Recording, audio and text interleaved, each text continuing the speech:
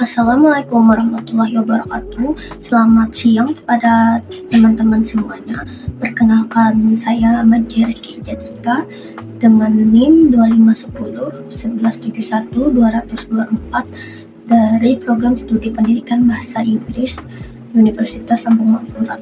Video ini disusun sebagai bentuk pemenuhan tugas UTS mata kuliah Belajar dan Pembelajaran yang diampu oleh Ibu Ririanti Rachmayani, Jamain SPSI MPD.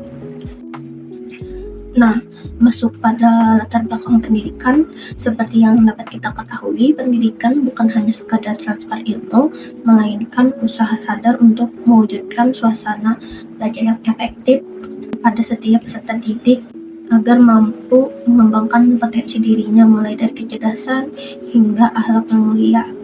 Namun dalam pembelajaran kita sering menemui hambatan, secara khusus yang disebut dengan masalah belajar. Pada video kali ini saya akan secara khusus menyoroti tantangan literasi yang menjadi fondasi utama dalam proses pembelajaran. Mari kita lihat pada realitas saat ini. Data PISA 2022 menunjukkan bahwa kemampuan literasi siswa di Indonesia masih di bawah rata-rata internasional. Hal ini merupakan alarm bagi kita semua mengapa literasi menjadi masalah belajar yang cukup krusial, karena literasi berhubungan langsung dengan kemampuan kognitif siswa dalam memproses informasi dan kemampuan efektif siswa dalam membangun minat belajar mereka. Siswa dengan literasi rendah cenderung sulit mengembangkan keterampilan berpikir kritis atau yang sering disebut critical thinking. Akibatnya mereka akan kesulitan bersaing di era global yang penuh dengan ledakan informasi atau ledakan informasi. Tantangannya bukan hanya lagi sekedar bisa membaca, tapi memahami apa yang dibaca untuk kemudian diubah menjadi produktivitas. Berdasarkan beberapa kajian literatur dan sumber yang ada, masalah belajar dapat dipahami sebagai hambatan untuk mencapai target kompetensi. Literasi yang rendah menyebabkan kurangnya pengetahuan dan keterampilan yang diperlukan untuk mengembangkan potensi diri dan menghadapi tantangan di era globalisasi. Hal ini berdampak pada produktivitas dan daya saing bangsa.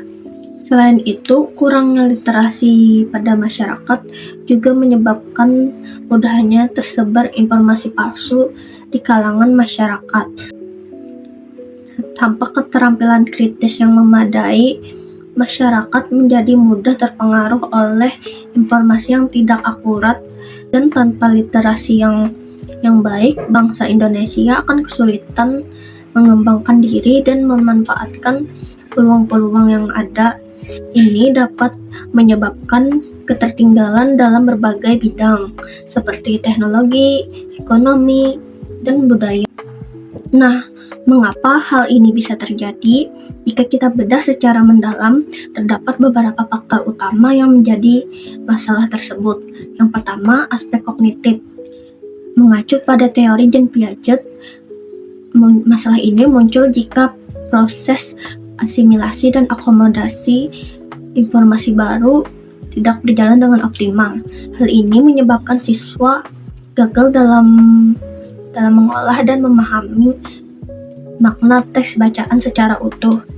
Yang kedua, masalah afektif. Sesuai teori Erik Erikson, kegagalan dalam membangun kompetensi dapat menimbulkan rasa rendah diri pada siswa sehingga mereka mengalami krisis kepercayaan diri, kecemasan akademik, hingga kebosanan yang membuat mereka menutup diri dari aktivitas yang dimana mereka seperti kayak kurang tertarik terhadap aktivitas pembelajaran literasi ataupun sebagainya. Selain itu, kurangnya dukungan faktor eksternal seperti pola asuh orang tua, kualitas pembelajaran dari guru, hingga fasilitas yang ada juga dapat menghambat motivasi siswa dalam belajar. Lalu, bagaimana kita menghadapi tantangan literasi ini? Jawabannya bukan hanya dari satu sisi saja, melainkan kolaborasi dari berbagai pihak juga turut andil dalam memecahkan permasalahan tersebut. Di sini saya akan menguraikan dari solusi umum hingga spesifik dalam pembelajaran berbahasa Inggris. Yang pertama, solusi umum dulu. Peran guru bukan lagi hanya sebagai pengajar, tetapi sebagai fasilitator yang menciptakan suasana kelas yang aman, di mana siswa tidak lagi merasa takut atau malu saat melakukan kesalahan dalam menjawab pertanyaan. Kedua, sekolah perlu mendukung dengan fasilitas yang menarik seperti pojok baca digital agar literasi terasa lebih modern. Dan yang tidak kalah penting adalah peran orang tua di rumah untuk menjaga kesehatan mental anak dengan memberikan motivasi belajar tanpa tekanan yang berlebih. Masuk pada solusi spesifik dalam pembelajaran bahasa Inggris, kita dapat menggunakan pembelajaran berbasis deep learning seperti yang pertama, meaningful learning. Guru mampu menghubungkan teks literasi dengan kehidupan nyata siswa, sehingga belajar tidak lagi terasa asing ataupun membosankan. Contohnya, guru jangan hanya mengasih atau mengacu pada buku pembelajaran saja, tetapi pakai teks yang sedang ramai dibicarakan oleh para siswa. Kalau siswa sedang suka nonton film tertentu, gunakan ulasan ataupun sinopsis dari film itu sebagai bahan bacaan atau mintalah mereka menulis komentar atau pendapat mereka sendiri tentang film tersebut dalam bentuk bahasa Inggris, sehingga siswa belajar bahasa Inggris itu berguna untuk mengekspresikan hobi mereka, bukan cuma sebagai tugas-tugas aja. Kedua, mindful learning mengajak siswa untuk sadar akan proses belajarnya, bukan sekadar menghafal, sehingga dapat meningkatkan kemampuan berpikir kritis mereka.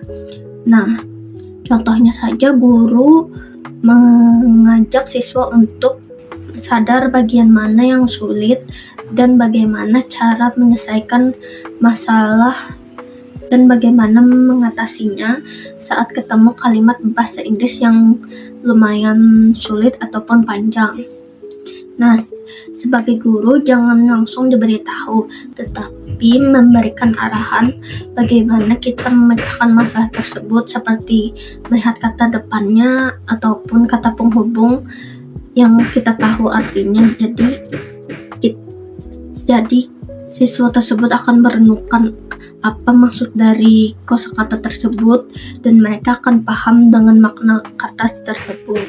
Hasilnya siswa menjadi lebih pede karena mereka belajar cara memecahkan masalah bahasa Inggris secara mandiri, bukan cuman nunggu jawaban dari guru saja.